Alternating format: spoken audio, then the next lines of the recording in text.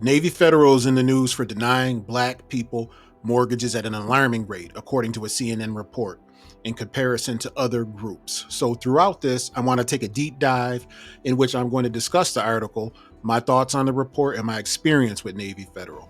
Let me know your thoughts in the comments section. Are Navy Federal's practices ethical?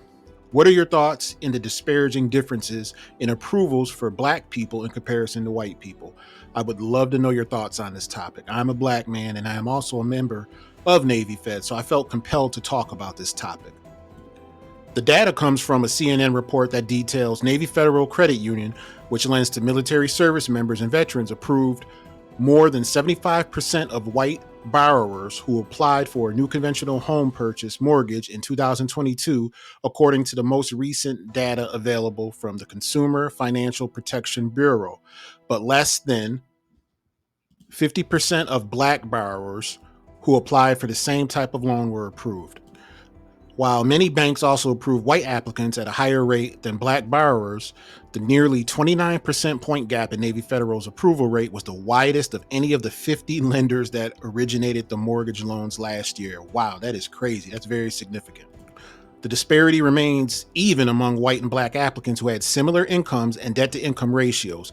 Notably, Navy Federal approved a slightly higher percentage of applicants from white borrowers making less than $62,000 a year than it did for black borrowers who made $140,000 or more. So why would a credit union approve more people making less money than they would approve of people making over twice that amount?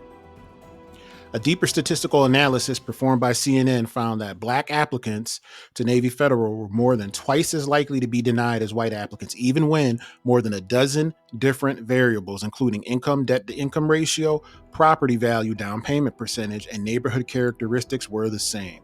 A black business owner in Texas who was denied a mortgage by Navy Federal in 2021 and then approved by another lender in about 2 weeks said that the rejection didn't make any sense at all. In total, the credit union rejected about 3,700 black applicants for home purchase mortgages last year, potentially blocking them from home ownership just as interest rates spiked.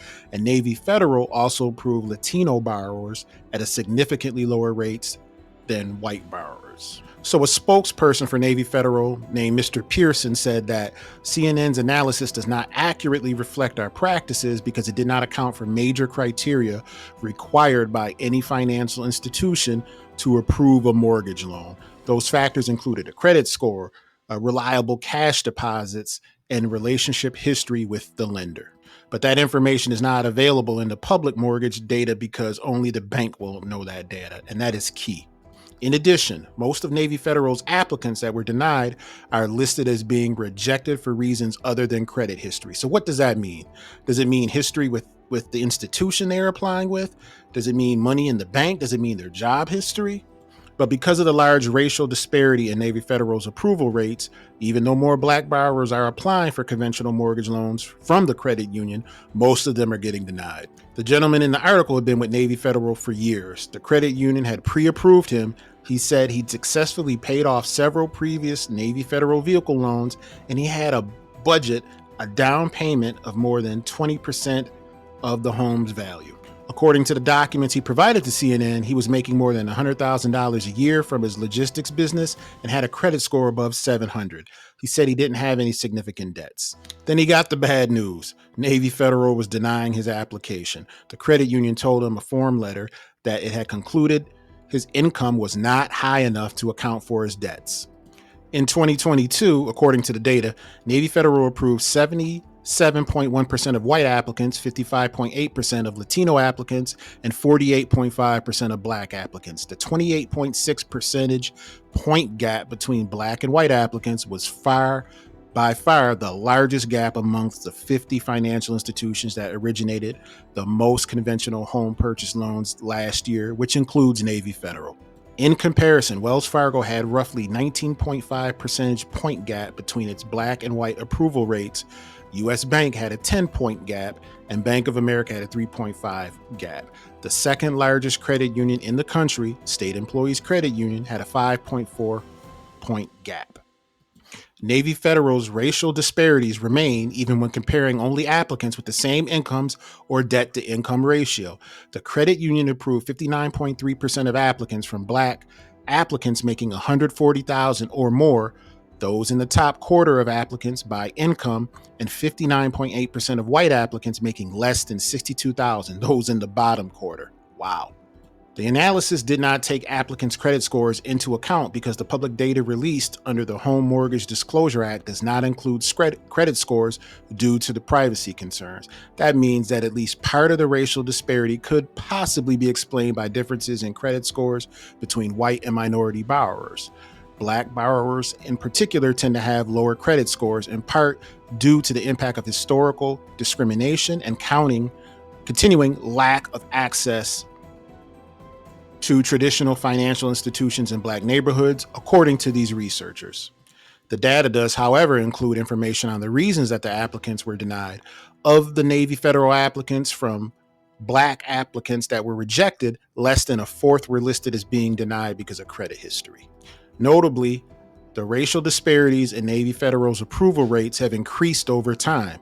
In 2018, the difference between the white and black approval rates was only 11.5 percentage points, far smaller than the 28.6 percentage point gap in 2022. That is insane. So now that the article has been discussed, I'm going to discuss my analysis of the article and my thoughts. So according to the article, the business owner appeared to be self-employed. He was the CEO of his company, having his business represent his only income, as far as what the article said. Was his business income going to be able to sustain the mortgage payments? What was his business? Anyone who is considered self-employed will have a tougher time getting credit, loans, or mortgages, as the lender sees them as a higher risk. So on this page, I just put out for everybody key areas for being self-employed for a mortgage. And I'm not going to go over all these areas, but as you can see, these areas detail how the business operates. The lender wants to make sure that you're going to be financially sound. Your income stability. A lender may consider you a higher risk of missing mortgage payments if your earnings tend to vary from month to month. So this is information that we do not know about this person that's in the actual article. Another detail from the article: black borrowers are applying for conventional mortgage loans from the credit union. Most of them are getting denied. So it is a good thing that we are applying for more conventional loans. Since that is the case, I would believe that if we are applying for more conventional loans, we would be qualified for said conventional loans, correct? We are reviewing the requirements for conventional loans. Conventional loans have more stringent requirements than the FHA. So again, if people are applying for these conventional loans, I'm assuming that they know what they need to apply for these loans to make them qualify for them, correct? So here are some numbers about the minimum credit score required, debt to income ratio that's required, no major credit report issues like bankruptcy or foreclosure, and typically down payment is going to be more than 3%. Some organizations it's 5%. In this guy's case, he had 20% of the down payment ready. So the article stated that the applicant had a credit score of 700. It also stated he had 20% down. He also said he did not have any significant debts. However, we do not know if this is a fact or not. Did he have any student loans? What was his debt to income ratio? Define significant debt. Was his business in debt? He stated he made $100,000 from his business. However, he was denied from Navy Federal because the credit union told him in a form letter it had concluded his income was not high enough to account for his debts. So that means he did have debts? I'm kind of confused by that. The man in the article also had a pre-approval letter from Navy Federal. So pre-approvals take into account where you are in a moment in time. This is more than a surface level review of your finances. However, as the mortgage process goes on, they do a more in-depth review of your finances and require more documents to be submitted. I have been through this mortgage process myself before, and I am very familiar with this process. So anyone who has been through a mortgage process before, let me know if this was your experience. Another detail from the article stated, in total, the credit union rejected about 3,700 black applicants for home mortgage purchases last year. For me, I would like to see the total amount of Black people who applied for mortgages last year. I know we will not see this data, as far as the numbers like credit score, DTI, etc., that may show why those applicants were denied. And myself, I work in compliance, and reviewing all of the data shows the total picture. Without that, I just don't know what to make of that 3,700 people that were denied. There's just not enough information for me. Another piece from the article details, notably, the racial disparities in Navy Federal's approval rates have increased over time. In 2018, the difference between white and Black approval rates was only 11.5 percentage points, far smaller than the 28.6 percentage point gap in 2022. So, what happened over a 4-year span that could make that gap increase like that? Does that even make sense to anybody? What caused this increase from 2018 to 2022? Was it that people were applying more based off of information they were getting off the internet, like like YouTube, TikTok, Facebook, and Instagram? And mind you, a lot of information that is on social media over the past few years regarding Navy Federal has been pretty nefarious. You had people selling and buying access numbers. You had people lying about membership, fraudulent plays, just all this nonsense. Could that be that people were applying, had fraudulent accounts, or they had fraudulently connected accounts, or they were tied to fraudulent accounts? Could that be part of the reason? When asked to verify money or information, they weren't able to provide the documents or the information requested. Also, could it be that people at Navy Fed are not pushing through applicants that are eligible and giving them excuses based on bias and racism? Are there proper checks and balances in place? How diverse are the people who are making these decisions? How ethical are the people who are making these decisions? What trainings do these people have? What are their internal controls in place? Me personally, I believe it's a combination of all of what I just discussed.